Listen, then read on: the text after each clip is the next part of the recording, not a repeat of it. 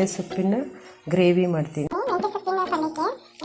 ಸೊಪ್ಪನ್ನ ತೊಳೆದು 3 ಸರಿ ಹಚ್ಚಿಟ್ಕೊಂಡಿದ್ದೀನಿ. ಸ್ವಲ್ಪ ತೊಗರಿಬೇಳೆ ಸೇರಿಸ್ಬೇಕು, ಅದಕ್ಕೆ ಅದು ತೊಗರಿಬೇಳೆ ಇದೆ. ನಂತರ ಈರುಳ್ಳಿ 3 ಹಚ್ಕೊಂಡಿದ್ದೀನಿ, ಮತ್ತು ಹಸಿರು ಮೆಣಸಿನ್ಕಾಯಿ, ಶುಂಠಿ ಸ್ವಲ್ಪ, ಬೆಳ್ಳುಳ್ಳಿ 1, ಮತ್ತು ಸಾಸಿವೆ, ಅರಿಶಿನ ಪುಡಿ, ಟೊಮೆಟೊ, ಮತ್ತು ಅದಕ್ಕೆ ಮಸಾಲೆ ಪುಡಿ. ಇದರಲ್ಲಿ ಎಲ್ಲ ಮಸಾಲೆ ಇದೆ, ಧನಿಯಾ ಪುಡಿ, ಮೆಣಸಿನ ಪುಡಿ ಮತ್ತು ಗರಂ ಮಸಾಲ ಇಷ್ಟು ಸಹ ಸೇರಿಸಿ ಇದರಲ್ಲಿ ಮಸಾಲೆ ಪುಡಿ ಇದೆ. ಇದರಲ್ಲಿ ಬಾಣಲೆ ಇಟ್ಟೆ, ಸ್ಟವ್ ಮೇಲೆ ಕಾಯ್ತಾ ಇದೆ. ಅದು ಕಾಯ್ತು. ಇವಾಗ ಎಣ್ಣೆ ಹಾಕ್ತಾಯಿದ್ದೀನಿ 3 ಸ್ಪೂನು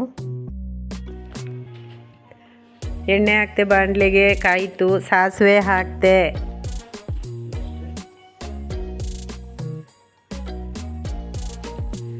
ಪಟ ಪಟ ಅಂತ ಇದೆ ಸಾಸಿವೆ. ಹಸಿರು ಮೆಣಸಿನ್ಕಾಯಿ ಹಾಕ್ತೀನಿ, ಮತ್ತು ಈರುಳ್ಳಿ ಹಾಕ್ತಾಯಿದ್ದೀನಿ.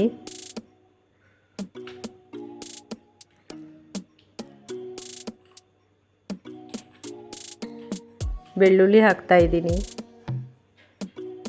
ಮತ್ತು ಹಸಿ ಶುಂಠಿ ಹಾಕ್ತೆ ಬಾಡಿಸ್ತಾ ಇದ್ದೀನಿ, ಮತ್ತು ಟೊಮೆಟೊ ಹಾಕ್ತಾಯಿದ್ದೀನಿ.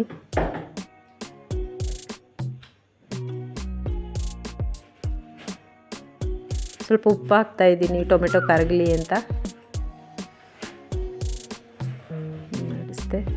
ಈಗ ನೋಡಿ ಚೆನ್ನಾಗಾಗಿದೆ. ಇದು ಎಷ್ಟು ಚೆನ್ನಾಗಾಗಿದೆ ನೋಡಿ. ಸೊಪ್ಪು ಹಾಕ್ತಾಯಿದ್ದೀನಿ, ಮೆಂತ್ಯ ಸೊಪ್ಪು ಚೆನ್ನಾಗಿ ತೊಳ್ಕೊಂಡು ಹಚ್ಕೊಂಡು ಇಟ್ಕೊಂಡಿದ್ದೆ. ಇದನ್ನು ಹಾಕ್ತಾಯಿದ್ದೀನಿ.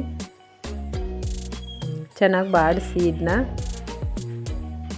ನಂತರ ಅರಿಶಿನ ಪುಡಿ ಹಾಕ್ತಾಯಿದ್ದೀನಿ.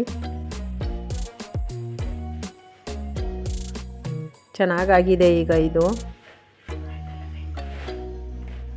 ಇದಕ್ಕೆ ಬೇಯಿಸ್ಕೊಂಡಿದ್ದು ಬೇಳೆ ಸುರಿತಾ ಇದ್ದೀನಿ. ಬೇಳೆ ಹಾಕಿ ಚೆನ್ನಾಗಿ ಬಾಡಿಸ್ಬೇಕು. ಈಗ ಎಲ್ಲರ ಮನೆಯಲ್ಲೂ ಚಪಾತಿನ ರೌಂಡ್ ಮಾಡ್ತಾರೆ, ಆದರೆ ನಮ್ಮ ಮನೇಲಿ ಹೆಂಗೆ ಮಾಡ್ತೀವಿ ಅಂದರೆ ಟ್ರಯಾಂಗಲ್ ಶೇಪ್ ಮಾಡ್ತೀವಿ.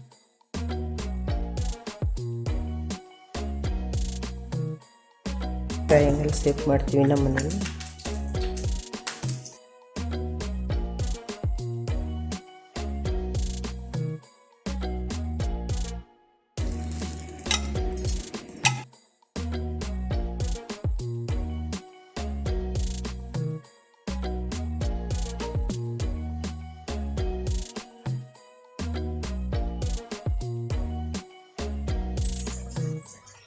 ಇವಾಗ ನೋಡಿ ನಮ್ಮ ಮನೆ ಚಪಾತಿ ಮತ್ತು